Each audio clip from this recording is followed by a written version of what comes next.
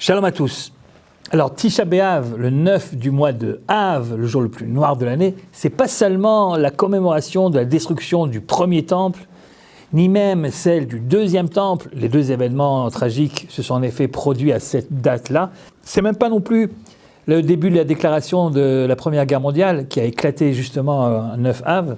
Et c'est pas non plus uniquement le décret d'expulsion des Juifs d'Espagne, qui lui aussi a été dicté un 9 Av. Et même, je vous le dis comme ça en passant, puisque les gens en parlent, Bar Kokhba, vous savez, Bar Kokhba, le dernier défenseur, le héros juif qui a voulu se battre contre les Romains alors que Rome était à son apogée en l'an 132, eh bien, la chute de la dernière forteresse de Bar Kokhba, Bétar, également a eu lieu un 9 Av. Donc vraiment, c'est pas un jour sympathique pour nous. Si vous avez des affaires à faire ce jour-là, un conseil, reportez-les, faites-le plus tard. Enfin bref, en tout cas, tout ça pour vous dire que le premier Tisha B'Av de l'histoire, en fait, c'est très très très ancien.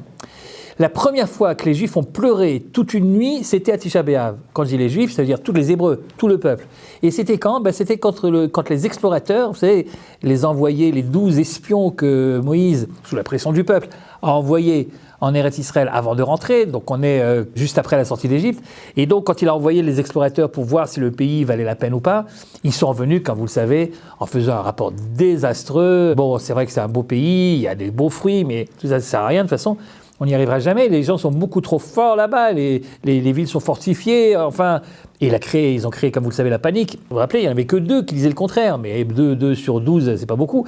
Et donc le peuple a suivi le message hystérique finalement des 10 autres, et ils ont pleuré toute la nuit, et au petit matin, ils ont dit à Moshe, franchement, on veut retourner en Égypte, on n'a rien à faire ici, on ne va pas rentrer, en tout cas, on ne rentre pas là-bas.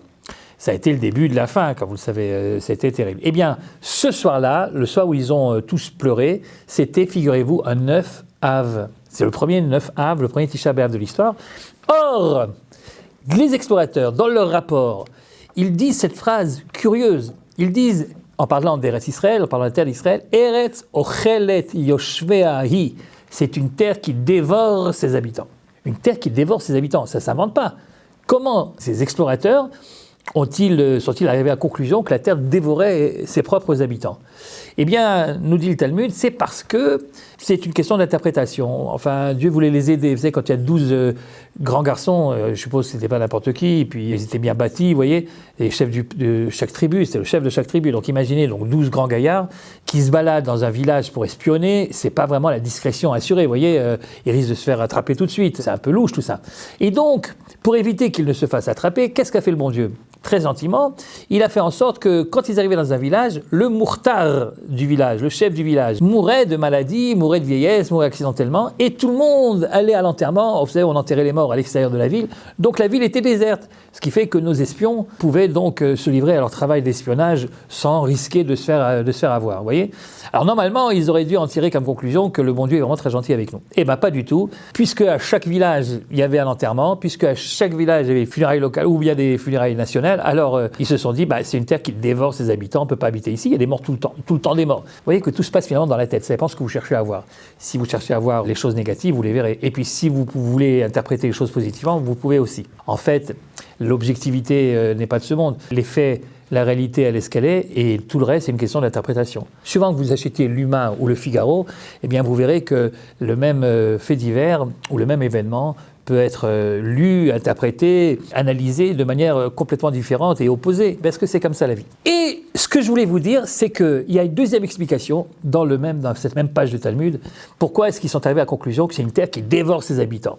Alors la deuxième explication, c'est pas qu'il y avait un mort à chaque fois, non, il y avait un seul mort, mais c'était pas des funérailles à l'échelle locale, c'était des funérailles nationales, parce que le type qui est mort, c'est un bonhomme qui était connu énormément, il s'appelait Iyov en hébreu, en français on l'appelle Job.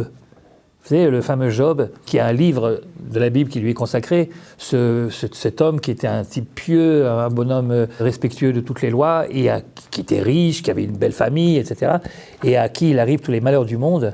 On se demande bien pourquoi, et tout le livre est consacré, si vous voulez, à ce problème que n'importe quel homme religieux se pose, évidemment, n'importe quel croyant se pose. Comment se fait-il qu'il y a du mal dans le monde, des gens qui semblent des gens bien, à qui il leur arrive des choses incroyables, et des gens qui sont pas les plus représentatifs de la respectabilité, si vous voulez, de la société, et qui, eux, réussissent haut la main.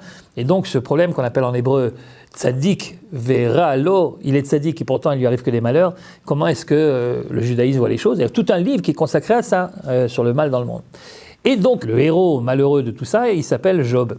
Et d'après ce midrash, lorsque les 12 explorateurs sont arrivés dans le pays, eh bien Job est mort à ce moment-là.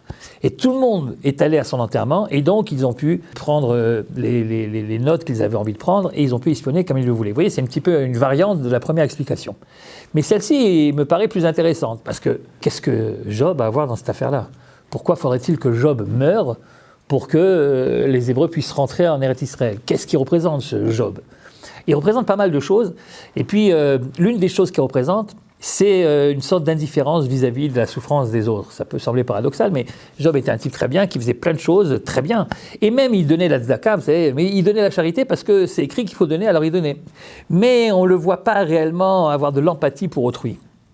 Et le texte dira à la fin du livre de Job, le verset dira « Et Dieu rendra à Job tout ce qu'il lui a pris au moment où il a prié pour ses amis, au moment où il a prié pour autrui. » Autrement dit, une des leçons que Job retirera de son histoire, c'est qu'il ne suffit pas d'être un tzaddik pour soi-même, un juste pour soi-même, il faut être un juste également pour les autres. Et jusqu'à cette dernière phrase, ou presque la dernière phrase du livre, Job représente donc l'indifférent. C'est pour ça qu'un autre Midrash nous raconte qu'au moment où Pharaon avait décidé de la solution finale du peuple hébreu de l'époque, il y avait 3 conseillers et il a demandé conseil. Il y avait un qui s'appelait Bilham et qui a dit absolument, je suis d'accord, il faut les exterminer. L'autre, il s'appelait Yitro, il a dit ah non, surtout pas, il faut les laisser vivre, c'est un scandale. Il a été obligé ensuite de fuir, il est devenu prêtre en Midian et accessoirement le beau-père de Moshe. Et le troisième s'appelait Job, d'après le Midrash. Et Job a dit, moi, je m'en fous, je fais ce que tu veux. Tu veux les tuer, tu les tues, tu veux pas, tu les tues pas. Job, donc, l'indifférent. Et Job doit mourir pour que le peuple puisse rentrer en Eretz Israël.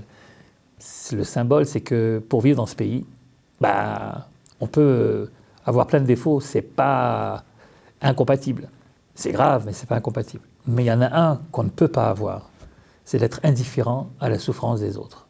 Sans solidarité entre nous, il n'y a pas de possibilité d'entrer en Eretz Israël et d'y vivre, et d'y survivre, et d'y s'y développer.